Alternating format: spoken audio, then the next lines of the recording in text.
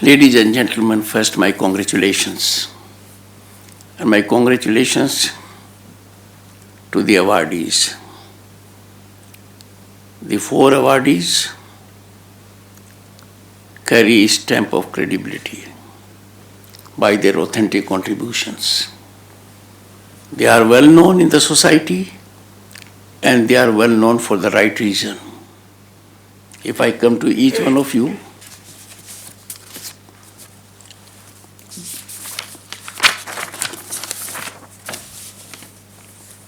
कलम को नीरजाजी से बेहतर कौन हैंडल कर सकता है? विपरीत परिस्थितियों में मौके आए हैं, प्रभावित नहीं हुई हैं. She has kept close to objectivity as is humanly possible. And therefore, she is one amongst the very few in her category of journalists. The 4th pillar of the democracy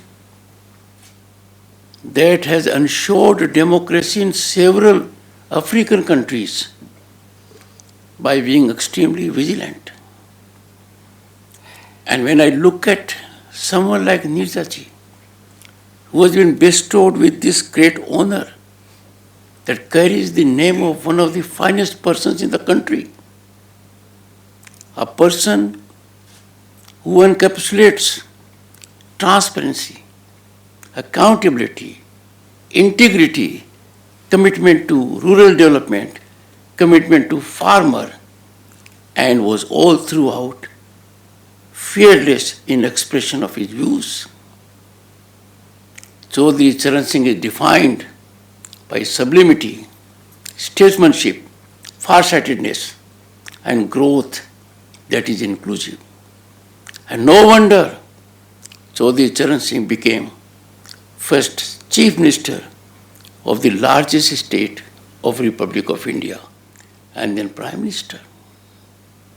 It pains heart when people are short-sighted in assessing the great contributions of this man. His sterling qualities, his deep dedication, and his knowledge of rural India are subject matter of people who have analyzed it.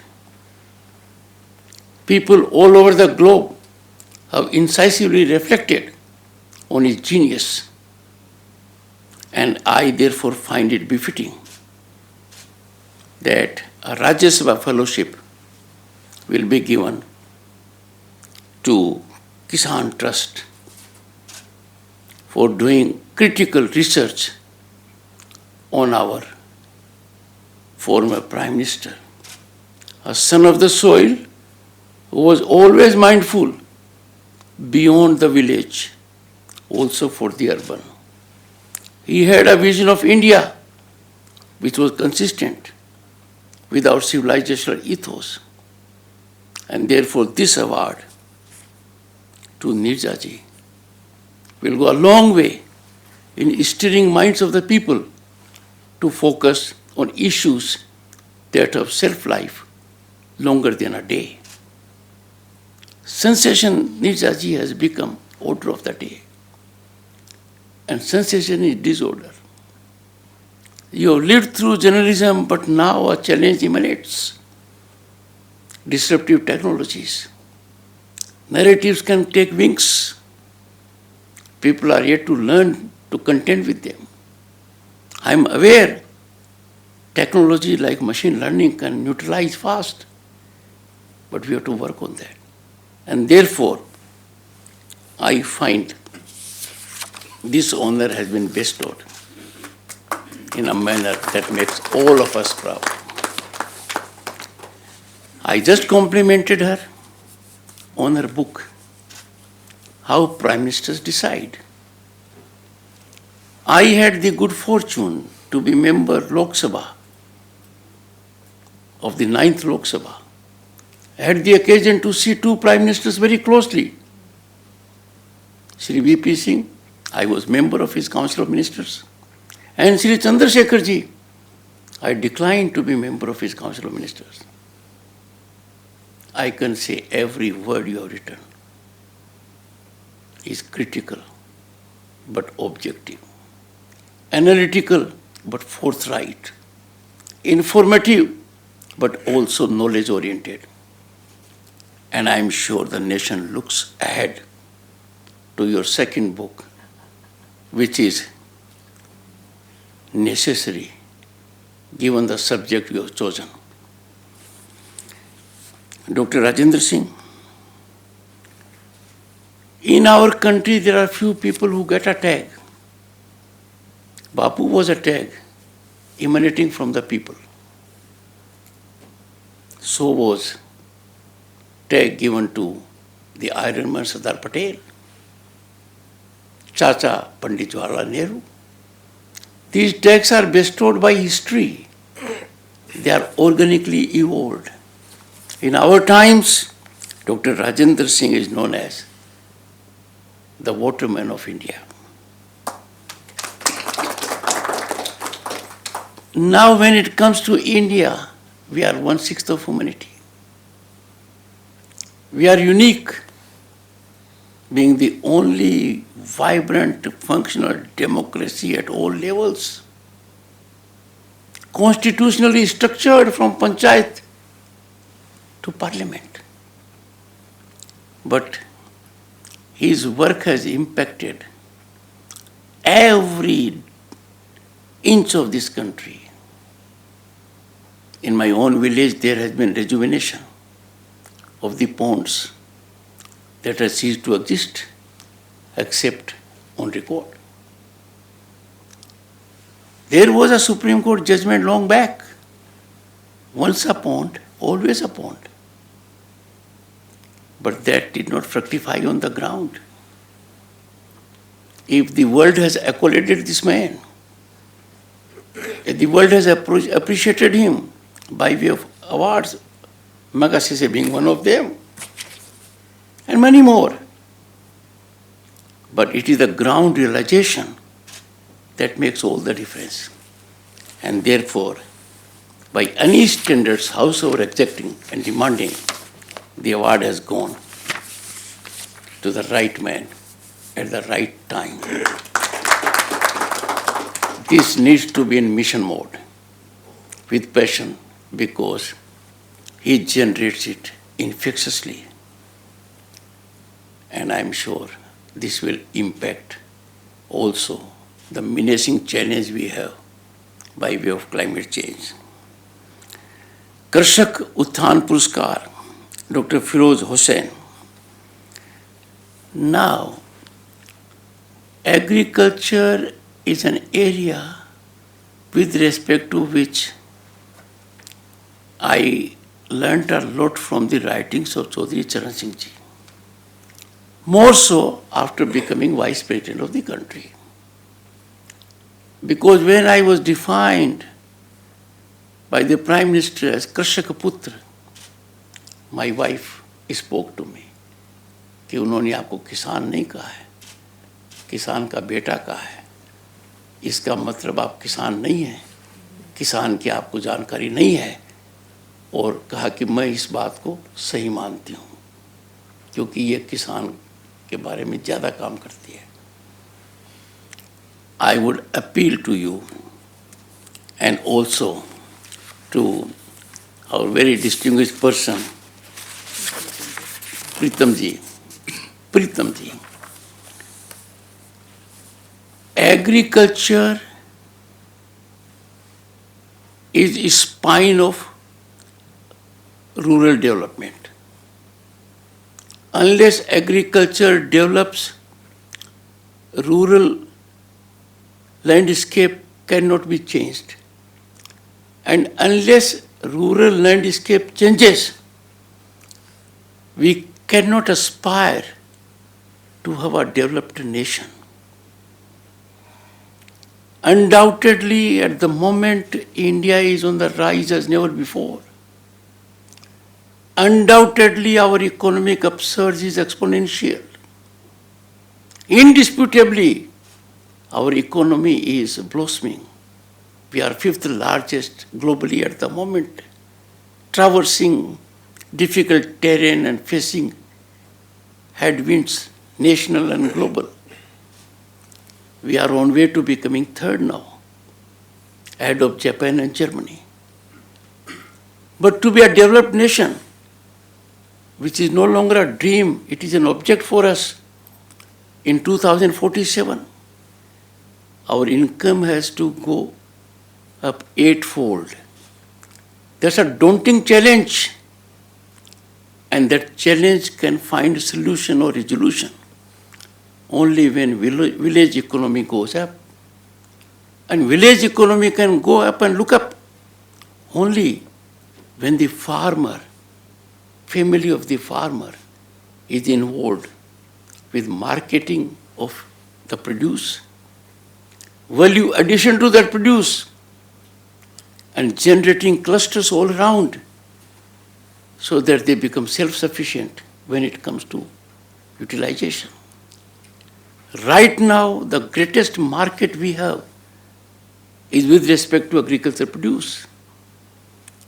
But farming community is hardly involved with it. And secondly, industries run on agricultural produce by way of value additions. Farming community is not involved. Take for instance milk. At best a farmer sells it. Doesn't add value to it. And some add some value by getting it up to curd or charge. We don't think or reflect, why not ice cream? Why not other items? Look at all daily consumables that are on our table. If something happens at the farmland, that will be remarkable. Now, farming sector has to be viewed by any government in a manner that it is a priority sector. This is a sector that brings about economic development like a plateau. It generates employment close to your home. And therefore, this has to be subject matter of people like Dr. Firoz Pritamji. We are required to do it, you see. If we take milk and milk products, farmer is much away from paneer. Why? Ice cream, why? When it comes to several other products, I'm sure the industry must take care of it. The Honorable Minister is here. Self-sufficiency of the village must be generated by the village or a cluster of villages. So it's a great area. So the areas on which focus has been there, Charuji, that concerns our well-being, our happiness factor, our social harmony, our stability. And therefore such kind of awards are welcome. These are not awards for the sake of awards. These are awards because these awards are given not to give iconic status to someone, which in our country is problematic. Iconic status is given to people on baffling parameters. The unique and wholesome, soothing part of these awards is that these awards have been conferred on people whose credibility is the highest. The contributions are in public knowledge. I therefore congratulate all the awardees. And each of them will be separately interviewed at his or her convenience by Sansad TV. And this will happen in next 4 weeks, so that you will be able to share your thoughts with people at large, the parliamentarians, the legislators, the agroeconomists. I had the occasion to reflect I am particularly referring to Dr. Firoz and Pritamji. Indian Council of Agriculture Research. It has about 180 outfits all over the country in every conceivable phase of agroeconomy. Every. There is need to catalyze these institutions into real activity. The Honorable Minister Shivraj Singh Chauhan has taken it upon himself to put them in high gear. I have seen the change. The change is taking place. I am going to one of the southern states, December 25 and 26, and I get a different feel that the impact of the Honorable Minister is being felt. But then, people like you, if you visit them and have an audit of your own, a cautionary bell will ring for everyone. Same about water and same about Kalam. So these areas that you have chosen are in fact a great tribute to the thought process of Chaudhary Charan Singh ji. These awards over a period of time, Charuji must be structured for posterity to be self-sustaining, Janji, and these become self-sustaining. One step you have taken, the composition of your trust. Second is, it must be fiscally strengthened. Fiscal strength is fundamental for flexibility of functioning. Otherwise, we suffer constraints. In my own way, I will be in touch with the trustees as to what I can do at my personal level. But anyone who has at his heart welfare of rural India, welfare of the farmer, be he from the corporate, from the intelligentsia, or from another walk of life, must come forward to nurture a trust like this, because we will not have for a long time to come another Chaudhary Charan Singh. It is keeping in view the spirit of Chaudhary Sahab that I have in measured voice indicated my deep concern that expression and dialogue define democracy. How democratic a nation is defined by the state of expression of its individuals and organizations, and how responsive a government is decided by the nature of dialogue it engages. But for any democracy to succeed, expression and dialogue must go hand in hand with great responsibility either side. I will not say much on this occasion, but I will leave a thought with you. It is time for every thinking Indian to scratch his brains and to generate a deep sense of accountability with all those who are enjoined with obligations. Make no mistake, I am referring to parliamentarians. In the last quarter of the century of our independence and adoption of Indian Constitution, if the kind of spectacle I had the occasion to see should be a cause of concern, I find there is no concern around.